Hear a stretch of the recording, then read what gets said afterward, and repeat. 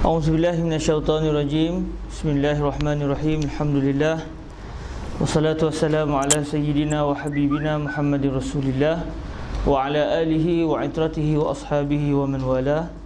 Asyhadu an la ilaha illallah wahdahu la syarikalah wa asyhadu anna sayyidana Muhammadan abduhu wa rasuluh wa safiyuhu min khalqihi wa habibuh addal amanah wa ballaghar risalah wa nashal ummah wa kashafallahu bihil ghummah. Allahumma salli ala sayyidina Muhammad al-barzakhi bainal ahadiyati wal wahidiyah wa bainal butuni wal zuhur sirri tajallil a'zam wa ala alihi wa itratihi wa ashabihi wa man salaka bihidayatihi ila yaumiddin. Amma ba'd. Kita bersyukur kepada Allah Subhanahu Wa Taala. Allah rezekikan lagi untuk kita bersama setiap pagi untuk menatap hadis yang diriwayatkan oleh Al-Imam Tirmizi yang dipilih oleh Syekh Muhammad Idris Ibnu Abdul Rauf Al-Marbawi. Semoga Allah memberkati majlis ini dan menjadikan kita di kalangan hamba-hamba Allah yang dapat membaca kitab ini walaupun tidak dihurai secara panjang. Namun moga-moga kita mendapat keberkatan dan juga naungan daripada Allah kerana kita diberikan peluang dan kita sama-sama dapat mendengar hadis Sayyiduna wa Maulana Muhammad Rasulullah sallallahu alaihi wasallam. Pada pagi ini kita akan masuk kepada hadis yang ke-43 daripada kitab Bahrul Madhi pada bicara tentang renjisan.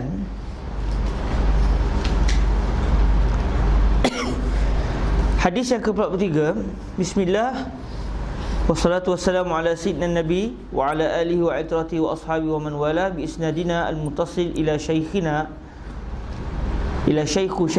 al-Syekh Muhammad Idris Ibnu Abdul Rauf Al-Marbawi rahimahullahu subhanahu wa ta'ala wa nafa'ana Allah bi ulumihi wa ulumi masyayikhihi wa talamizatihi wa qurra'i bahril madhi wa sa'iri musannafatihi wa syurrahiha Allahumma amin. Wa bi sanadihi ila al-Imam Tirmizi wa minhu ila sayyidina Abi Hurairah an Abi Hurairah radhiyallahu ta'ala anhu anna Nabiyya sallallahu alaihi wa alihi wa sallam qala ja'ani Jibril faqala ya Muhammad idza tawadda'ta fantadhih. Gharib. Daripada Abi Hurairah radhiyallahu ta'ala anhu bahawasanya Nabi sallallahu alaihi wa alihi wasallam bersabda, ia telah datang akan daku Jibril. Maka sabdanya, ya Muhammad, apabila mengambil wuduk engkau, maka hendaklah renjis. Babun fin nadhi ba'dal wudu. 193. Bab pada menyatakan renjis kemudian daripada mengambil air sembahyang. Ketahuilah kiranya ya saudaraku, adalah maksud renjis kemudian daripada wuduk itu, iaitu telah bersalah-salahan ulama padanya. Setengah daripadanya berkata, apabila selesai daripada mengambil air sembahyang, maka sunatlah merenjis air berbetulan dengan zakar, supaya hilang was-was hati daripada mengatakan basahnya kemudian daripada kencing dan basuhan itu ialah basah kencing. Lihat masalah 195. Maknanya ini di antara apa yang diajar oleh baginda Rasul sallallahu alaihi wasallam bagi menghilangkan was-was, bagi menghilangkan kita rasa syak wasangka, walaupun tidak wajib tetapi dia adalah di antara cara untuk menghilangkan was-was. Selepas ambil wuduk, kita ambil air, kita renjis di bahagian pakaian kita yang berbetulan dengan kemaluan hadapan. Khususnya bagi lelaki lah, khususnya bagi lelaki. Bagi kalau selepas ni kita rasa macam basah-basah, ini air bekas masa qada hajat tadi dan air renjisan tadi. Jadi kita dapat menghilangkan terus sebarang syak wasangka konon-kononnya air itu adalah air kencing. Walaupun kalaulah di sisi Allah memang betul yang keluar tu air kencing sekalipun, maka kita dipertanggungjawabkan berdasarkan yang zahir, bukan pada perkara yang betul-betul berlaku.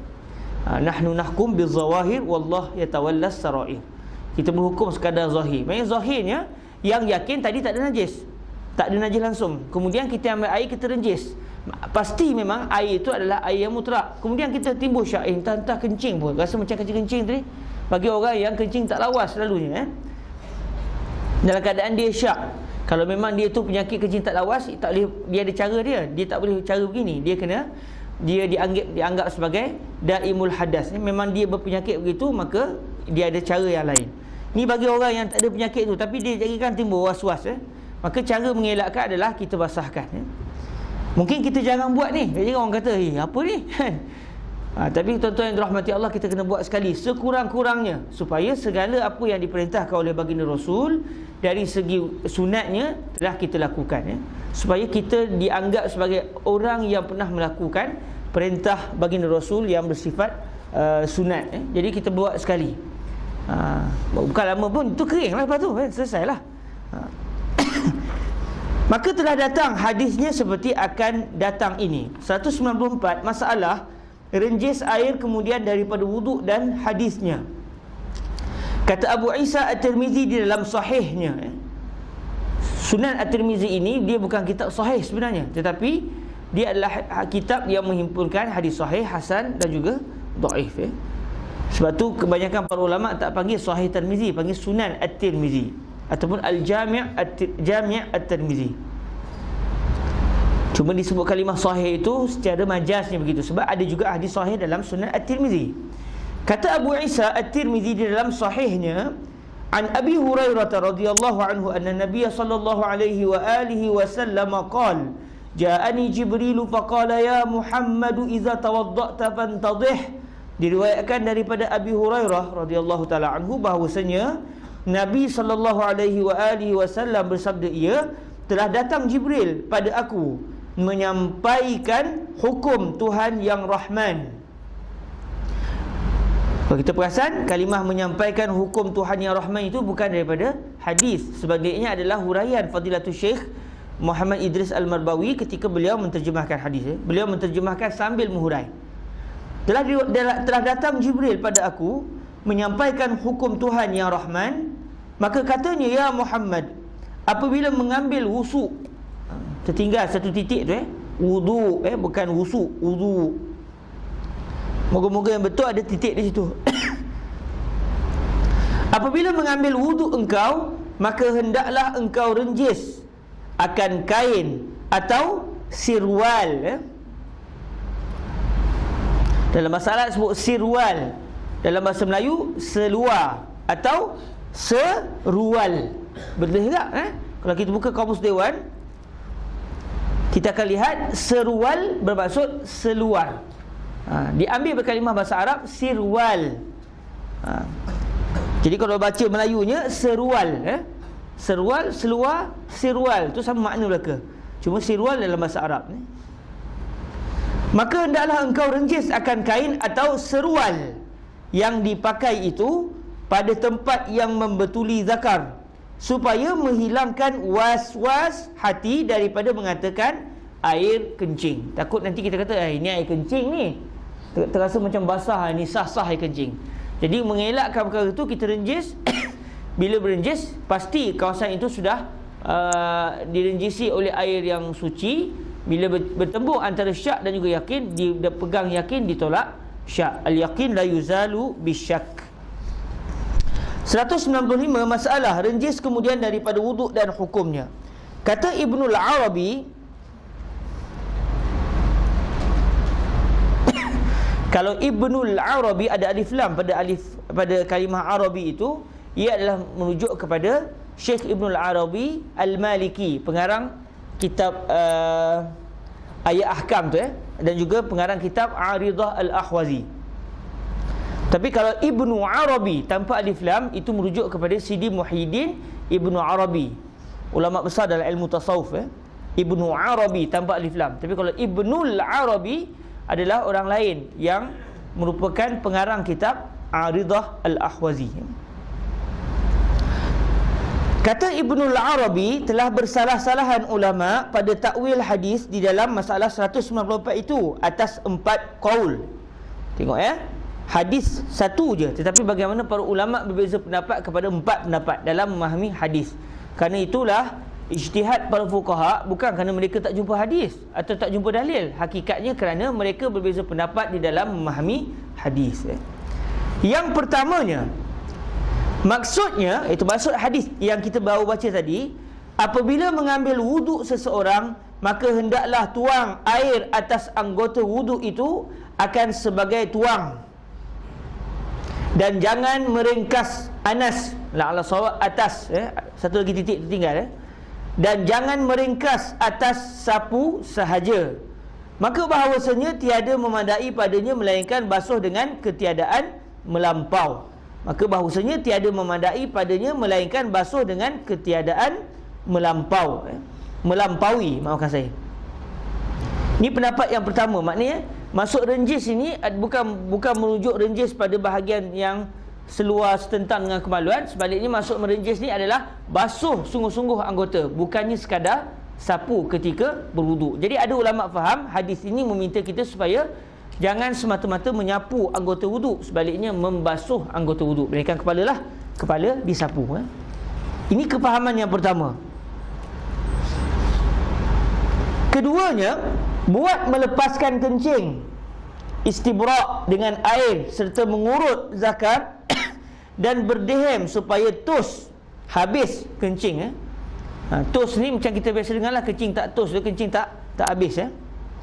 Keduanya, buat melepaskan kencing, istibrak dengan air serta mengurut zakar dan berdehem supaya tos habis kencing. Jadi ada ulama faham hadis ni adalah untuk kita istibrak.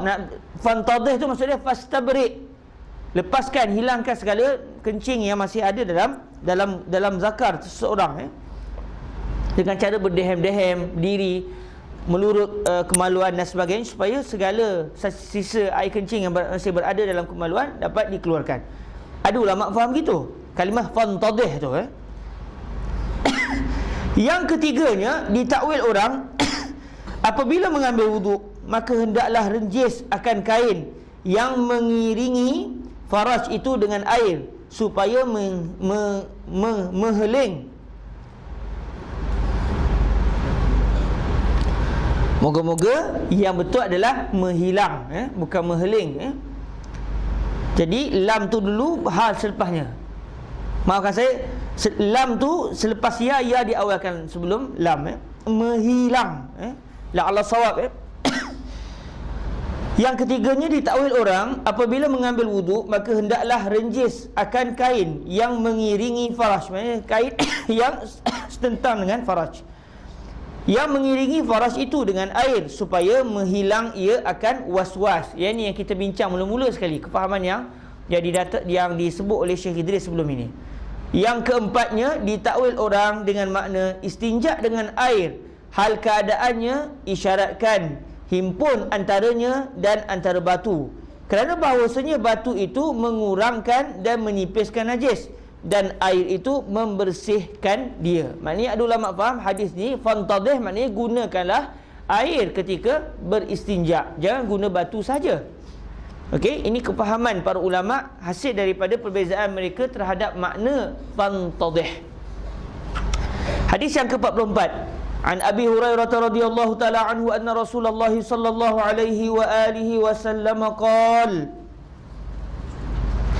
Ala adullukum ala ma yamhu Allahu bihil khataya wa yarfa'u bihid darajat? Qalu bala ya Rasulullah. Qal isbaghul wudu'i 'alal makarih, isbaghul wudu'i 'alal makarih wa kasratul khuta ila al masajid wa intizaru salati ba'da as-salah fadzalikumur ribat. Hasan sahih.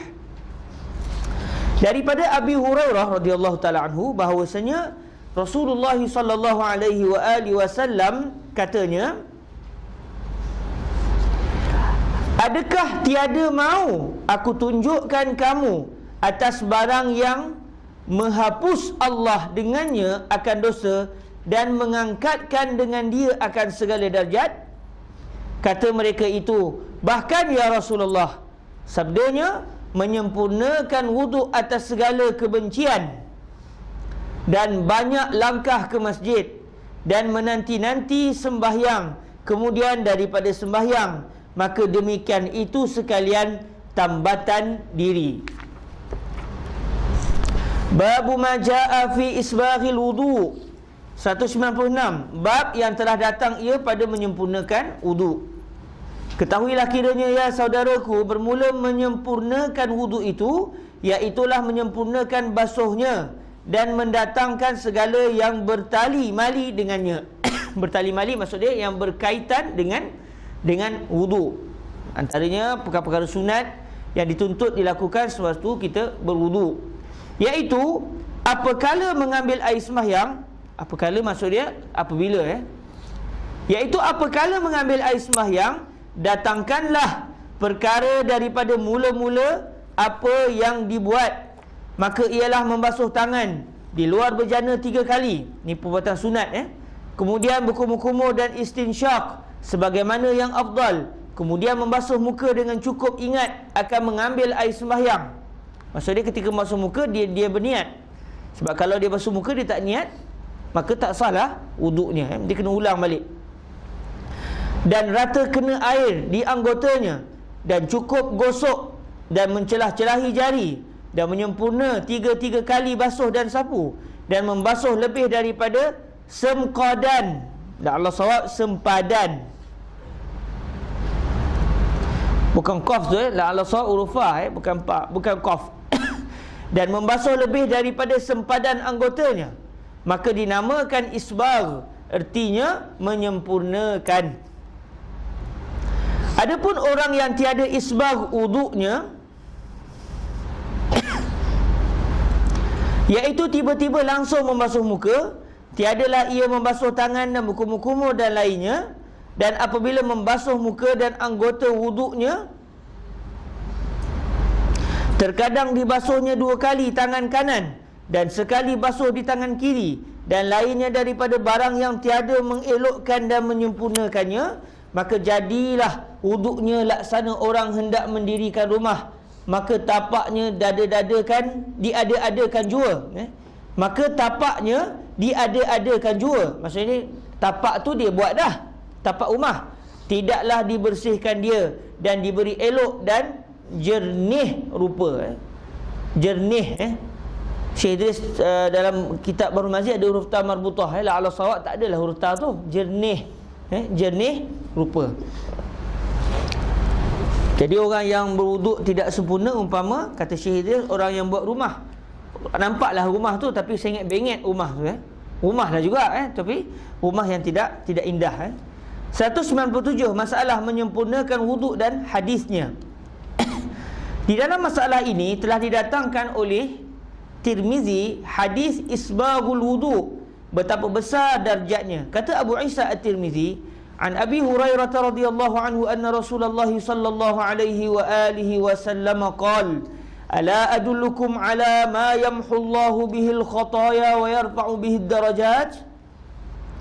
Diriwayatkan daripada Abi Hurairah radhiyallahu anhu bahwasanya Rasulullah sallallahu alaihi wasallam bersabda, ia, tidakkah mau aku tunjukkan sekalian kamu atas barang yang menghapus Allah dengannya akan kesalahan, yakni maukah aku ajarkan sekalian kamu akan amal yang diampun Tuhan akan dosa atau disapunya, yakni dihapuskannya dosa yang tertulis di dalam daftar malaikat hafazah dan diangkatkannya darjat di dalam syurga.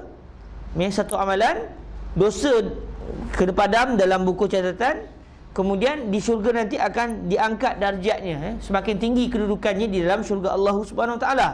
Qalu bala ya Rasulullah, bahkan ya Rasulullah, ajarlah akan kami sekalian supaya kami amalkan. Qal isbaghul wudu'i 'alal makarih, sabdanya menyempurnakan wuduk atas segala kebencian atau segala masyaqqah. Masyaqqah maknanya kesukaran, kepayahan. Wa kasratul khuta ilal masajid wa intizaru salati ba'da salah fazalikumur ribat, dan banyak langkah ke masjid dan menanti sembahyang kemudian daripada sembahyang, maka demikian itulah tambat diri. Kalimah ribat asalnya merujuk kepada orang yang berjaga malam di perbatasan negara. Tentera, dia duduk di kawasan sepadan, dia tak tidur, dia berjaga sebagai pengawal, takut-takut musuh masuk menceroboh ke dalam negara. Jadi orang yang berkawal begitu pahalanya besar. Di saat awal yang tidur dia berjaga. untuk menunaikan masalah orang Islam. Jadi dalam hadis ni Rasulullah SAW menyatakan juga, orang yang sentiasa menunaikan sentiasa pergi ke masjid, sentiasa menunggu salat, orang ini juga dianggap sebagai ribat, orang yang seperti dia berkawal, dan pahalanya tinggi. Kata Fadilatul Syekh Yusri bin Rushdi, begitu juga orang yang bekerja waktu malam untuk kepentingan orang di waktu siang, atau bekerja di waktu malam untuk kepentingan orang di waktu malam. Kata Fadilatul Syekh Yusri, sebagai contoh orang yang bekerja di stesen minyak, kalau dia niat kerana Allah, pahala dia besar, dia dianggap sebagai ar-ribat. Sebab di saat orang semua selena bersedap-sedapan, dia berjaga malam untuk menunaikan masalah orang Islam. Begitu juga orang yang pada waktu malam dia bekerja keras supaya dia dapat menyediakan makanan pada waktu pagi, untuk orang pada waktu pagi. Itu juga dianggap sebagai ar-ribat, katanya Fadilatul Syekh Yusri bin Rushdi Al-Hasani. Kata Abu Isa, bermula hadis ini hasan lagi sahih. 194, masalah menyempurnakan wudu atas kebencian dan maksudnya. Isbaghul wudu 'alal makarih. Apa maksud atas kebencian? Bermula dikehendaki menyempurnakan wudu di dalam hadis pada masalah 197 itu ialah sebagai di dalam masalah 196. Maka dengan yang demikian perbuatan telah diberi Allah beberapa pahalanya. Maka bagi menambahkan darjat dan menghapuskan segala dosa, itu ialah beramal akan sabda Nabi sallallahu alaihi wasallam, iaitu menyempurnakan wuduk pada segala kebencian, yakni sebagaimana susah dan pedih rasa menanggungnya, maka engkau sempurnakan juga sebagai masalah 196 itu pada wuduknya. Contoh pada musim sejuk lah khususnya. Musim sejuk kalau kita ambil wuduk rasa nak cepat-cepat je. Tapi kita tak juga basuh tangan, kumur-kumur juga, basuh muka 3 kali juga. Maka kalau kira-kira ikut nafsu, cukup sekali dah lah. Tapi kita buat juga secara sempurna. Itulah maksudnya menyempurnakan wuduk alal makarih. Pahalanya besar, diampunkan dosa oleh Allah Subhanahu wa ta'ala. Cuma para ulama ketika menghuraikan hadis ini menyatakan dosa yang terampun itu adalah dosa kecil. Adapun dosa besar memerlukan kepada taubat. Jikalau sejuk amat atau berasa pedih, luka jantang, luka pisau, saya pun tak tahu luka jantang ni apa, tapi kata yang Syekh Idris, luka pisau. Contoh tangan kita bertoreh begitu, kita ambil wuduk jadi pedih, tapi kita tetap sempurnakan wuduk, maka pahalanya besar. Tuan biasa dengar kalimah apa jantang? Kalau itu jantan lah, untuk bahasa orang Terengganu jantan, jantang lah. Ni luka jantang, luka besar. Jantan lelaki, orang lelaki besar. Dia punya lazim-lazimnya begitu. Mungkin. Jikalau sejuk amat atau berasa pedih, luka jantang, luka pisau, atau kerana sayang sangat-sangat dan masyaqqah amat menanggal balut, tangan dia berbalut. Kalau dia buka tak ada masalah, tapi dia malas lah, dia nak buka, dia tangan dia macam sakit sikit, dia balut. Tapi setiap kali buka taklah memberikan kesan. Dia nak buka, pasang, dia malas. Tapi kalau dia tetap juga buka supaya wuduk dia sempurna, maka pahalanya lebih besar. Atau kerana sayang sangat-sangat dan masyaqqah amat menanggal balut, maka dilawan, disempurnakan juga wuduk itu, dan tiada mahu pakai balut luka atau ubat-ubat, semuanya dibuang dan tanggung pedih mengambil air sembahyang itu. Dengan yang demikian dapat martabat hapus segala dosa dan dapat beberapa darjat di syurga. Namun kena rujuk juga dari segi perubatan. Kalau boleh membawa kepada darar, doktor kata kalau pakcik buka ni, insya-Allah lepas sejam kita akan jumpa di syurga nanti. Contoh. Maka ketika itu jangan buatlah sebab dia membawa kepada kematian. Jadi kena lihat jugalah dari segi perubatan.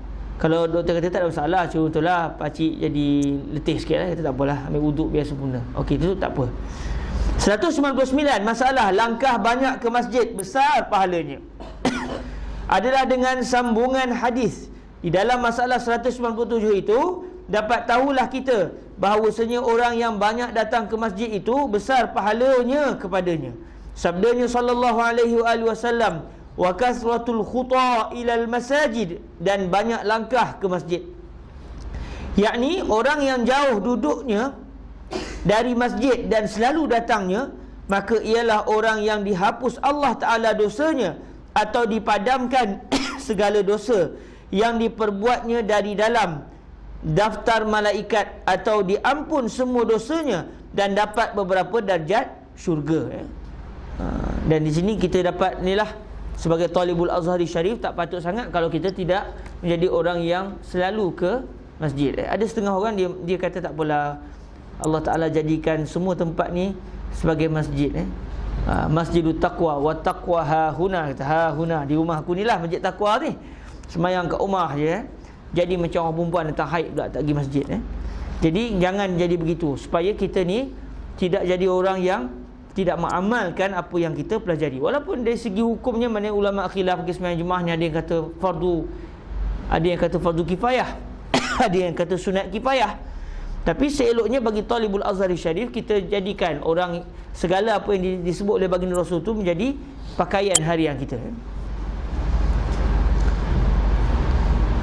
Duduk rumah negeri pula, kalau tak turun lagi teruk lah. Duduk rumah negeri, dia guling-guling je dekat tangga tu sampai dah masjid. Surau di asrama masing-masing. 200 masalah langkah banyak ke masjid-masjid dan maksudnya adalah dikehendaki dengan banyak langkah itu ialah daripada jauh rumahnya ke masjid serta datangnya banyak kali. Maka janganlah sangka orang yang dekat dengan masjid maka berkehendak banyak langkah ke masjid, maka pergi ia dengan pusing balik jalannya. Maka yang demikian itu tiada masuk bilangan. Rumah dekat dengan masjid tapi dia pergi jalan sana dulu kat setengah jam, pergi sana pergi sini, dah kali baru pergi masjid. Sebab nak bagi banyak langkah. Bukan itulah maksudnya. Maksud dia banyak langkahnya, kata Syekh dia, rumah dia tu jauh dari masjid, tapi dia tetap juga nak pergi ke masjid. Ataupun masjid yang dekat rumahnya ada, tetapi dengan kerana ia berkehendakkan langkah banyak, pergi ia ke masjid jauh dan tinggal masjid dekat, maka langkah yang demikian itu tiada masuk kiranya, melainkan pergi masjid jauh itu kerana maksud yang tiada ada pada masjid dekatnya, seperti kerana menuntut ilmu, atau kerana tiada masjid dekatnya orang yang sembahyang jemaah atau lainnya, maka langkahnya itu masuk bilangan. Masuk bilang. Jadi kalau masjid dekat tapi tak nak pergi masjid dekat, nak pergi masjid sebab nak dapat banyaknya langkah, kata Syekh Idris, tetap tak termasuk. Sebab masjid dekat dah ada, pergilah masjid dekat kan. Tapi kalau masjid dekat tu masalah, dialah azan, dialah bang, dialah iqamat, dialah imam, dialah baca doa, dialah tutup masjid, maka ketika itu tak apalah, pergilah masjid lain supaya dapat pahala berjemaah. 201 masalah menanti sembahyang kemudian daripada sembahyang. Sebenarnya telah lalu di dalam hadis pada masalah 197 itu menyebutkan menanti sembahyang kemudian daripada sembahyang itu amat besar pahalanya, iaitu hapus dan padam dan diampun Allah segala dosanya dan diberi pangkat-pangkat di dalam syurga.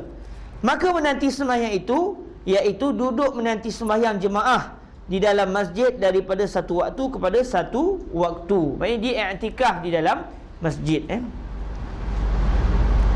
Ini bagi orang yang ada kesempatan lah.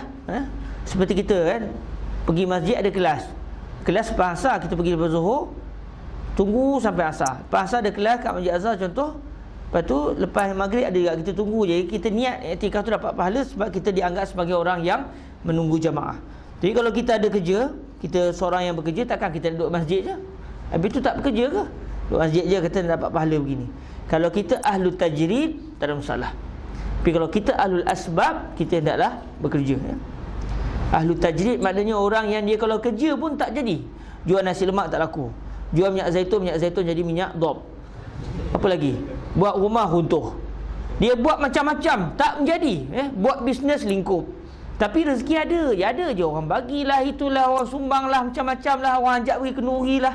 Rezeki dia sentiasa dapat. Tapi kalau dia buat kerja untuk cari rezeki, tak dapat. Maka ketika itu orang ini dia termasuk dalam kumpulan ahlu tajrid.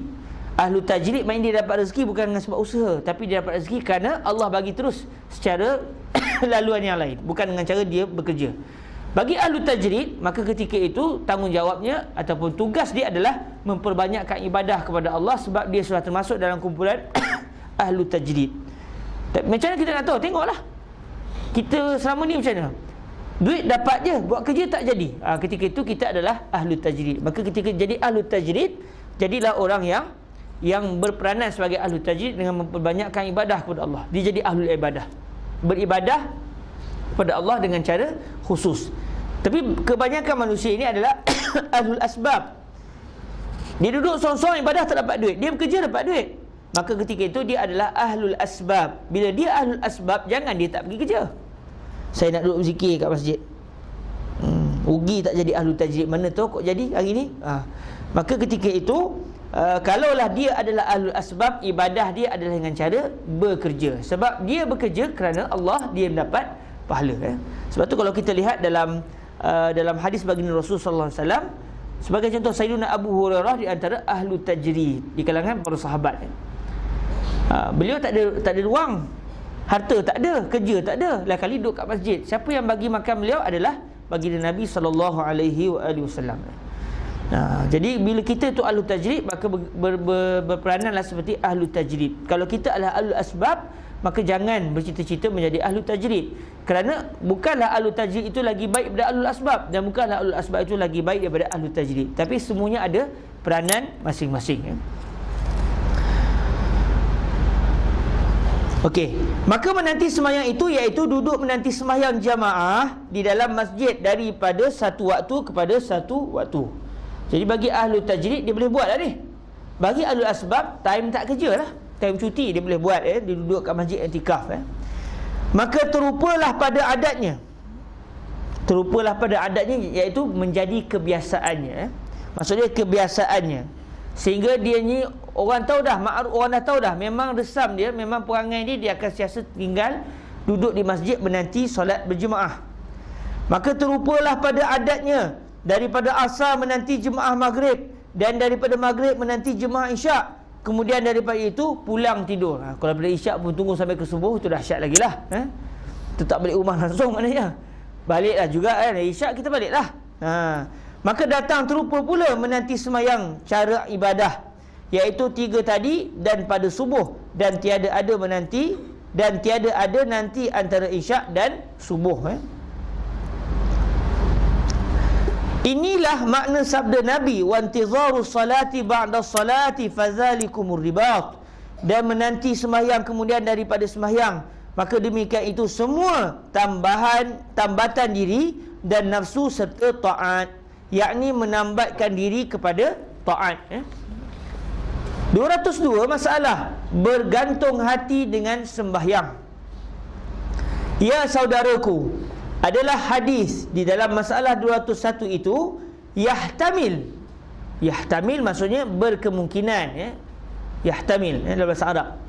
Ya saudaraku, adalah hadis di dalam masalah 201 itu yahtamil ataupun yuhtamal, bermaksud ia dengan makna bergantung hati dengan sembahyang. Tadi Syekh Idris menterjemahkan ataupun menghuraikan maksud menunggu solat itu dengan cara duduk betul di masjid.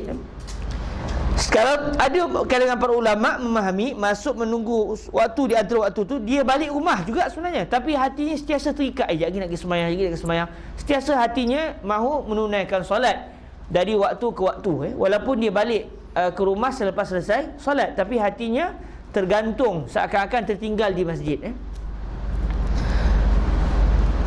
Ya saudaraku, adalah hadis di dalam masalah 201 itu yahtamil, bermaksud ia dengan makna bergantung hati dengan sembahyang. Maka bergantung hati ini terupa ia pada segala sembahyang yang 5 waktu. Jadi kalau maksudnya begini, kita boleh buat untuk 5 waktu. Tapi kalau yang tadi tu, maknanya daripada zuhur ke asar boleh, tapi biasanya zuhur asar orang kerja. Asar ke maghrib, kadang-kadang asar orang dah tak kerja, okey, asar ke maghrib boleh duduk kat masjid. Maghrib ke isyak boleh. Isyak ke subuh balik rumah lah, marah ke zaujah nanti, kan? Jadi maknanya ada sembahyang boleh buat, ada sembahyang tak boleh buat. Tapi kalau dengan maksud antara solat dengan solat itu, maknanya adalah dia bercita-cita mahu menunaikan solat di masjid, dia boleh buat untuk kelima-lima solat fardu. Inilah yang dimaksudkan oleh Fadilatul Syekh Muhammad Idris Al-Marbawi. kaifiat bergantung hati dengan sembahyang itu, iaitu apabila selesai sembahyang yang dikerjakannya, maka tiada lepas daripada mencita sembahyang yang di belakangnya. Habis sembahyang zuhur, sekejap lagi nak sembahyang asar kat masjid ni. Dia niat siap-siap dah. Seolah-olahnya di dalam hati tiada lupa dan tiada lalai, sebagai loba dan tamak hendak mencapai mengerjakannya dan melepaskan yang fardu di atas batang lehernya. Jadi seronok menunggu-nunggu nak datangnya waktu baru. Sebab dia loba ni maknanya dia tamak hal loba semua lah, dia nak dapat pahala. Demikianlah daripada satu waktu kepada satu waktu, bersedia dan berkemas dan mencita dan bersungguh-sungguh hati hendak mengerjakan, tiada lupa sekali-kali akan demikian itu. Ini orang yang hatinya bergantung dengan masjid. Ada orang dengar azan ni lelap terus. Itu kelebihan dia pula lah. Asal dengan azan lelap, azan dengan azan lelap. Atau dah azan ke? Dia buat terkejut pula. Ini pun yahtamil makna sabda Nabi, wa intizaru salati ba'da salah fadzalikumur ribat. Menunggu dengan maksud bercita-cita nak meneruskan, nak pergi ke sembahyang ke seterusnya. Dan menanti sembahyang kemudian daripada sembahyang, maka yang demikian itu tambatan nafsu dan jisim kepada taat. Maka orang yang demikian itu diampun Allah sekalian dosanya dan diberinya beberapa darjat di dalam syurganya. Para ulama hurai yang diampunkan dosa itu adalah dosa-dosa kecil. Namun Fadilatul Syekh Yusri bin Rushdi ketika menguraikan hadis-hadis seperti ini, beliau menyatakan, apakah mustahil untuk Allah mengampunkan seluruh dosanya? Adakah mustahil untuk Allah mengampunkan dosanya walaupun dosa besar sekali? Jadi kata Fadilatul Syekh Yusri bin Rushdi, moga-moga hadis ini adalah satu kabar berita gembira bahawa Allah mengampunkan dosa orang yang melakukan perbuatan ini walaupun dosa besar sekalipun, walaupun dia tidak bertaubat, Tuhan ampunkan sebab Allah itu Maha Pengampun. Katanya Fadilatul Syekh Yusri bin Rushdi Al-Hasani. Cuma para ulama ketika menguraikan hadis ni mereka akan mengatakan maksud dosa yang diampunkan ini adalah dosa-dosa kecil. Hadis yang ke-45, an Muaz bin Jabal radhiyallahu anhu qala ra'aitu an-nabiyya sallallahu alaihi wa alihi wasallam idza tawadda'a masaha wajhahu bi tarafi thawbihi gharibun wa dha'if. Daripada Muaz bin Jabal katanya, telah aku lihat akan Nabi sallallahu alaihi wasallam apabila mengambil wuduk ia, menyapu ia akan mukanya dengan hujung kainnya. Babu ma jaa fil mindili ba'dal wudu. 203, bab yang telah datang ia pada menyatakan sapu tangan kemudian daripada wuduk. Sapu tangan ni maknanya sebarang kain lah, macam kain sapu tangan ataupun kain serban atau syal atau sejadah kalau teringin. Main lepas ambil wuduk dia keringkan anggota wuduknya dengan sebarang pengering seperti kain tuala dan sebagainya. Ketahuilah kiranya ya saudaraku, bermula yang dikehendaki dengan sapu tangan di sini sebarang apa kain atau seumpama tuala tekap tubuh bagi menyapu basah di muka dan tangan dan lainnya daripada air sembahyangnya, kerana bermaksud hendak lekas mengeringkan basah di tubuh, maka bersapu dengan satu kain atau secebis daripadanya atau daripada baju kain yang dipakainya, keringlah ia dengan segera. 204, masalah sapu tangan bagi mengeringkan wuduk dan hadisnya. Sebenarnya telah dikeluarkan oleh Tirmizi dengan dua sanad yang dhaif akan hadis Nabi menyapu wuduknya memberi kering. Rasulullah menyapu selepas ambil wuduk, Nabi sapu anggota wuduk Nabi supaya kering. Cuma status hadis ni adalah dhaif. Sebab tu dalam mazhab Imam Syafi'i makruh kita sapu. Dan kalau hadis ini sahih sekalipun, dia akan difahami bahawa Nabi perbuatan ini tidaklah haram. Tetapi bila Nabi SAW dalam satu hadis lagi tidak mahu melakukannya, maka menunjukkan bahawa yang afdal adalah tidak mengeringkannya. Sebenarnya telah dikeluarkan oleh Tirmizi dengan dua sanad yang dhaif akan hadis Nabi menyapu wuduknya memberi kering. Katanya, an Mu'adz bin Jabal radhiyallahu taala anhu qala ra'aitu an-nabiy sallallahu alaihi wa alihi wasallam idza tawadda'a masaha wajhahu bi tarafi thawbihi. Diriwayatkan daripada Mu'adz bin Jabal radhiyallahu taala anhu, katanya, telah aku lihat akan Nabi sallallahu alaihi wa alihi wasallam apabila mengambil wuduk ia, menyapu ia akan mukanya dengan hujung kainnya supaya segera kering. Kalimah supaya segera kering itu adalah kefahaman Fadilatul Syekh Muhammad Idris Al-Marbawi. Itu bukan daripada teks hadis. Kata Abu Isa, bermula hadis ini gharib lagi dhaif. 205, masalah menyapu wuduk supaya segera kering dan hukumnya. Kata Ibnul Arabi, telah bersalah-salahan. Kalau kita perasan, kemudian ada pula nombor 2 selepas tu. Kalau kita kena baca telah bersalah-salahan. Jadi la'alla sawab, 2 yang terakhir itu sepatutnya tiada. Wallahu a'lam. Kata Ibnul Arabi, telah bersalah-salahan ulama pada masalah ini atas 3 qaul. Yang pertamanya, harus menyapu basah wuduk dan mandi junub. Telah mengatakan dia oleh Malik dan Ats-Tsauri, kerana kita mengambil air sembahyang itu bukankah maksud berbuat ibadat? Maka apabila sudah dikerjakan, berhasillah ibadat. Apabila telah hasil ibadat, maka menyapunya kemudian daripada selesainya tiada memberi bekas pada ibadat tersebut. Ini kefahaman Imam Malik dan juga Al-Imam Ats-Tsauri. Wuduk dah buat dah, ibadat telah sempurna, maka tak ada masalah lah kita nak sapu muka sekalipun, kerana wuduk sudah sempurna dan ibadat telah terhasil. Yang keduanya, mazhab yang kedua, makruh menyapu basah wuduk dan mandi junub, kerana air itulah bekas ibadah.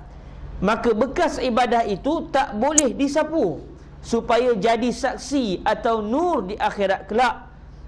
Cuba lihat orang mati syahid, kerana apakah tidak disuruh syarak mandikan? Bukankah supaya darahnya itu saksi ia di dalam peperang, Allah sawab, perang ataupun peperangan, sama ada mungkin di dalam perang atau di dalam peperangan. Wallahu alam, apakah yang dikenaki oleh Syekh Idris Marbawi, wallahu alam. Cuma di dalam peperang itu macam tak berapa masuk dalam bahasa Melayunya. Wallahu alam. Moga-moga berlaku kejatuhan huruf di sini.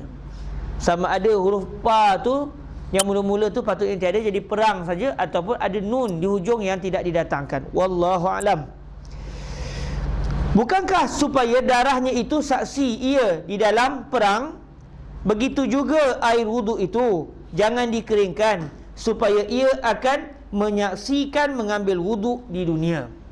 Maka telah berkata makruh itu Ibnu Umar dan Ibnu Abi Layla, bahawasanya Nabi SAW menolakkan sapu tangan atas Maimunah yang diberinya pada Nabi kerana buat sapu mengeringkan wuduk.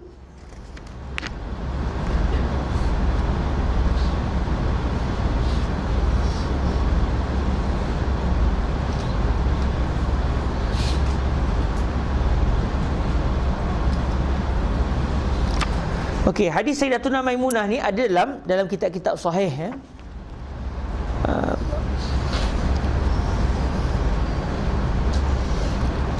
Ada dalam Sahih Muslim, ada dalam Sahih Bukhari, kisah Rasulullah sallallahu alaihi wasallam mandi junub. Kemudian baginda Nabi sallallahu alaihi wasallam selesai mandi junub, Sayyidatuna Maimunah yang merupakan salah seorang isteri baginda Nabi sallallahu alaihi wasallam memberikan kain untuk Nabi lap. Lantas Nabi tidak menggunakan kain tersebut. Jadi mungkin kalau kita perasan ada iskal sikit, ada sedikit orang kata apa, perkara yang perlu diperhatikan. Sebab Fadilatul Syekh Idris Al-Marbawi menyatakan sapu tangan, bahawasanya Nabi SAW menolak sapu tangan atas Maimunah. Maksudnya menolak sapu tangan yang diberikan oleh Sayyidatuna Maimunah, yang diberinya pada Nabi kerana buat sapu mengeringkan wuduk. Itu bukan ucapan Ibnul Arabi sebenarnya. Sebab kalau kita tengok dari awal tadi, ini semuanya adalah terjemahan kepada ucapan Ibnul Arabi Al-Maliki. Jadi ucapan Ibnul Arabi Al-Maliki hanya menyatakan Nabi SAW menolak sapu tangan yang diberikan oleh Sayyidatuna Maimunah. Cuma Fadilatul Syekh Idris Al-Marbawi menyatakan yang diberinya pada Nabi ketika buat sapu mengeringkan wudu. Sedangkan dalam Sahih Al-Bukhari sebagai contoh jelas menyatakan bahawa baginda Nabi SAW ketika itu mandi junub. Selepas selesai mandi junub, Sayyidatuna Maimunah bagi kain untuk baginda lap badan baginda, Nabi tolak. Jadi seakan-akan berlaku percanggahan di antara hadis Sahih Bukhari dengan kenyataan Fadilatul Syekh Idris Al-Marbawi. Namun boleh juga difahami bahawa maksud beliau, itu maksud Syekh Idris Al-Marbawi adalah ketika Nabi mandi junub, sebelum tu Nabi berwuduk. Betul tak? Kan kita disunatkan berwuduk sebelum kita mandi junub. Maknanya badan Nabi itu ketika itu ada dua basah, basah wuduk dan juga basah mandi junub. Oleh kerana bab ini bicara tentang wuduk, maka beliau pun mendatangkan yang diberinya pada Nabi kerana buat sapu mengeringkan wuduk. Itu mungkin antara jawapan bagi menjadikan kalam Syekh Idris Al-Marbawi ini kena balik dengan realiti yang berlaku kepada baginda Rasul sallallahu alaihi wasallam. Sebab antara kaedah yang kita belajar daripada para ulama di Al-Azhar Asy-Syarif, selagi mana ucapan seseorang itu boleh diletakkan pada tempat yang boleh betul, ucapan tu zahir salah, tapi kita kata moga-moga yang beliau inginkan begini. Ada cara untuk kita menjadikan ucapan beliau itu betul, maka menjadikan ucapan seseorang itu boleh dipakai, itu lagi bagus daripada kita kata ini dah salah ni. Okey? Sebab salah tu last sekali. Setelah mana kita tak jumpa jalan dah, wallahu alam. Sebab kalau ikut hadis, Nabi ketika itu mandi junub bukan berwuduk. Tapi biasanya bila mandi junub, Rasulullah akan berwuduk terlebih dahulu. Maknanya ada juga kemungkinan benarnya ucapan Syekh Idris Al-Marbawi. Cuma sebagai catatan kita, kisah ini berlaku ketika Nabi mandi junub. Baik. Dan telah memilih akan qaul makruh ini oleh Abu Hamid daripada ashab Asy-Syafi'i. Bahkan inilah pendapat yang muktamad dalam mazhab Imam Asy-Syafi'i radhiyallahu taala anhu. Kita dituntut supaya tidak mengelak, bahkan untuk kita kelepiak. Orang Kedah kata kelepiak. Apa cakap Melayu dia? Mana cakap macam mana tu? Mengkelepir-kelepirkan air. Kelepiak tu air badan tu kita menghilangkan basahan tu dengan cara kita menyahkan dengan tangan kita, bukan dengan sapu. Bukan kita lap, kita buang tu. Kelepiak kan. Jadi itu juga adalah perbuatan yang tidak dituntut berdasarkan ijtihad mazhab Imam Asy-Syafi'i. Cuma Nabi pernah buat. Nabi buat atas dasar untuk menerangkan bahawa ia tidak haram, sebaliknya adalah makruh. Yang ketiganya, memakruhkan dia oleh Ibnu Abbas pada wuduk dan tiada makruh pada mandi junub. Kalau mazhab yang kedua tadi, mandi junub pun makruh, berwuduk juga makruh. Dan mazhab kita begitulah, mazhab Imam Syafi'i. Namun pendapat yang ketiga ni mengatakan wuduk makruh. Kalau kita berwuduk, kita lap badan, itu makruh. Tapi kalau mandi junub, kita lap badan, tidak makruh. Dan kata Al-A'mash, hanya senya memakruh ia pada wuduk itu kerana takutkan jadi adat. Nanti orang nampak sangat orang nampak sangat dia tu macam tak suka, dia itu ada unsur-unsur ibadat. Asal saja ada kesan ibadat, semua dia nak berlepas diri. Tapi mandi junub bukan orang mandi junub tiap-tiap hari. Maka orang tak nampak sebagai adat, tapi berwuduk ni satu hari mungkin 5 kali 6 kali kita akan berwuduk. Jadi ini adalah pendapat yang ketiga. Kata Abu Isa At-Tirmizi, dan sungguhnya telah mengatakan tiada mengapa oleh satu kaum daripada ahlul ilmi, daripada sahabat-sahabat Nabi sallallahu alaihi wasallam, dan mereka yang kemudian daripada mereka itu pada memakai sapu tangan kemudian daripada wuduk itu bagi mengeringkannya. Dan orang yang memakruhkan itu hanya saja memakruh ia akan dia daripada pihak bahawasanya dikata orang bahawasanya wuduk itu ditimbang akan dia, dan diriwayatkan dia yang demikian itu daripada Sa'id Ibnul Musayyab dan Az-Zuhri. Boleh dibaca Al-Musayyab, boleh dibaca Al-Musayyib. Syekh Sa'id sini lebih suka kalau kita panggil ayah dia Al-Musayyib, bukan Al-Musayyab. Namun para ulama hadis memanggil juga dengan nama Al-Musayyab. supaya tidak terkeliru kemudian hari. Jangan sampai nanti orang akan ingat ada dua orang Sa'id, satu Sa'id bin Musayyib, satu Sa'id bin Musayyab, sedangkan orangnya adalah orang yang sama. Maka dengan sebab itu ulama hadis biasanya akan sebut an Sa'id bin Musayyab, walaupun beliau iaitu Sayyidina Sa'id sendiri tidak setuju untuk ayahnya dipanggil Musayyab. Beliau suka kalau ayahnya dipanggil Musayyib. Baik, itu dalam perbahasan sapuan tadi.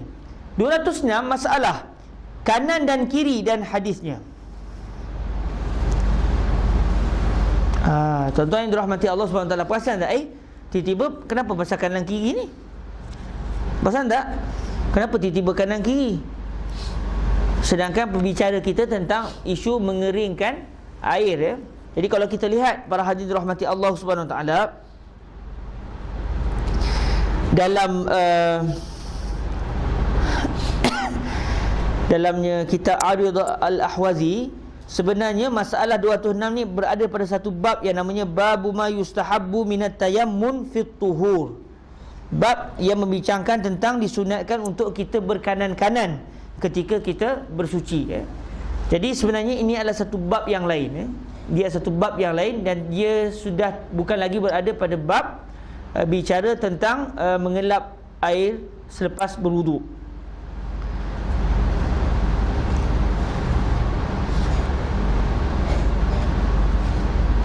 Okey. 206 masalah kanan dan kiri dan hadisnya. Ya saudaraku, adalah Rasulullah sallallahu alaihi wasallam itu amat sukanya ia membuat satu pekerjaan yang kebajikan lagi mulia dan ada padanya kanan kiri, maka ia dahulu akan kanan atas kirinya. Contoh macam wuduk, tangan kanan dulu baru tangan kiri. Masa mandi junub, bahagian kanan dulu baru bahagian kiri, Maka hadisnya iaitulah an Aisyah radhiyallahu taala anha anna Rasulullah sallallahu alaihi wa alihi wasallam yuhibbu tayammuna fi tuhurihi idza tatahhara wa fi tarajjulihi idza tarajjal. Diriwayatkan daripada Siti Aisyah radhiyallahu anha bahwasanya Rasulullah sallallahu alaihi wa alihi wasallam suka ia akan menggunakan kanan lebih dahulu daripada kiri pada bersucinya, yakni pada wuduknya dan mandi hadasnya apabila ia bersuci, yakni apabila mengambil wuduk atau mandi hadas. Antara tuntutan ketika berwuduk dan juga mandi hadas adalah mendahulukan pihak kanan sebelum pihak kiri. Dan pada menggunakan kaki kanan dahulu daripada kaki kiri apabila mengguna ia akan dia, yakni memakai seluar dengan kanan dahulu dan memakai kasut dan masuk masjid dan masuk ke majlis Quran, semuanya dengan kanan dahulu daripada kirinya. Sebentar tuan-tuan dan puan-puan, siapa ada kamus bahasa Arab? Tidak, saya tanya kamus saya inilah. Apa maksud tarajul? Seingat saya tarajul ni sikat rambut, Siapa ada kamus bahasa Arab sekarang? Akhir boleh ambil tak kamus Mu'jam Asasi saya dalam bilik? Hatil Qamus Al-Asasi lah sama. Tarajul wa fi tarajjulihi idza tarajjal. Sebentar, ya. Masa tahqiq tak teringat benda ni. Tarajjal, tarajjala. Jazakumullah khairan.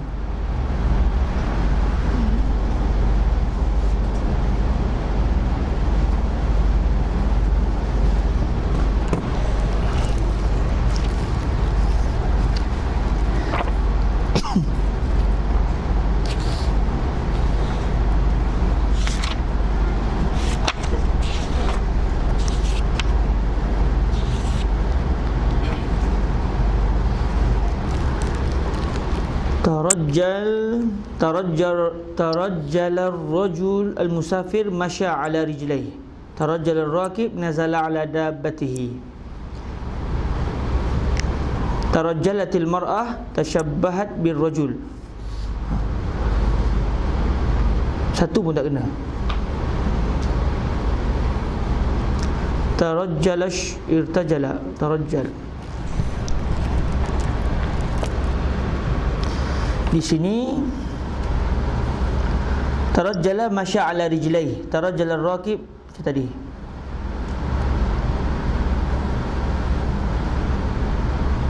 Tarajjala sya'arah, tarajjalahu.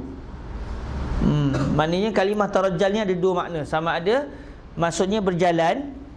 Tarajjal tu maksud dia berjalan, berjalan kaki. Tarajjal tu maksud dia berjalan kaki, atau tarajjal ni bermaksud menyisir rambut ya. Jadi Syekh Idris Al-Marbawi menterjemahkan kalimah tarajjal ini iaitu ketika berjalan kaki ya. Beliau katakan, dan pada menggunakan kaki kanan dahulu daripada kaki kiri apabila mengguna ia akan dia, yakni memakai seluar dengan kanan dahulu dan memakai kasut dan masuk masjid dan masuk ke majlis Quran semuanya dengan kanan dahulu daripada kirinya. Nanti kita semak balik hadis ini. Apakah maksud tarajjala di sini adalah masya ala qadamai, ataupun tarajjal di sini maksud dia tarajjala asy-sya'ar. Kita rujuk balik besok, insya-Allah kita akan sama-sama melihat dari segi terjemahan yang lebih tepat dengan maksud tarajjal. Seingat saya tarajjal yang masukkan hadis ini iaitu menyisir rambut. Dia akan sisir di belah kanan dulu, baru bahagian kiri ya. Dengan tidak mengatakan bahawa huraian Syekh Idris ini adalah salah. Huraian ini betul, masuk masjid kaki kanan dulu. Tapi adakah tarajjal di sini maksudnya menggunakan kaki ketika berjalan, atau tarajjal dengan maksud menyisir rambut? Kita lihat esok insya-Allah Subhanahu taala biiznillah, insya-Allah azza wajal. Kita berhenti setakat ini dahulu. Besok kita akan ulang balik masalah 206 di bahagian hujung tu tentang isu tarajjal tu, dan kita akan sambung pembahasannya yang seterusnya insya-Allah Subhanahu taala. Sekarang tu dahulu sama-sama kita tangguh dengan kita berselawat ke atas Sayyidina Nabi Muhammad sallallahu alaihi wa alihi wasallam. Allahumma salli afdala salatin ala as'adi makhluqatika Sayyidina Muhammadin wa ala alihi wa sahbihi wa sallim adada ma'lumatika wa midada kalimatika kullama ذكرك الذاكرون وغفل عن ذكره الغافلون اللهم صل أفضل صلاة على أسعد مخلوقاتك سيدنا محمد وعلى آله وصحبه سلم عدد معلوماتك ومداد كلماتك كلما ذكرك الذاكرون وغفل عن ذكره الغافلون اللهم على أسعد مخلوقاتك سيدنا محمد وعلى آله وصحبه وسلم عدد معلوماتك ومداد كلماتك كلما ذكرك الذاكرون وغفل عن ذكره الغافلون اللهم اغفر لنا ذنوبنا واجعلنا من عبادك الطاهرين اللهم اغفر لنا ذنوبنا ولوالدينا وارحمهم كما ربونا صغارا اللهم اغفر لنا ذنوبنا وذنوب آبائنا وأمهاتنا وأجدادنا وجداتنا ومشايخنا والمسلمين كلهم يا أرحم الراحمين اللهم نور قلوبنا بالإيمان نور عقولنا بالإيمان نور أجسادنا بالتقوى وجعلنا من عبادك الذين يرزقون فهم النبيين وحفظ المرسلين وإلهام الملائكة المقربين ربنا ظلمنا أنفسنا وإن لم تغفر لنا وترحمنا لنكونن من الخاسرين ربنا آتنا في الدنيا حسنة وفي الآخرة حسنة وقنا عذاب النار وصلى الله على سيدنا ومولانا محمد وعلى آله وصحبه وبارك وسلم والحمد لله رب العالمين سبحانك اللهم وبحمدك أشهد أن لا إله إلا أنت أستغفرك وأتوب إليك بسم الله الرحمن الرحيم والعصر إن الإنسان لفي خسر إلا الذين آمنوا وعملوا الصالحات وتواصوا بالحق وتواصوا بالصبر والسلام عليكم ورحمة الله وبركاته.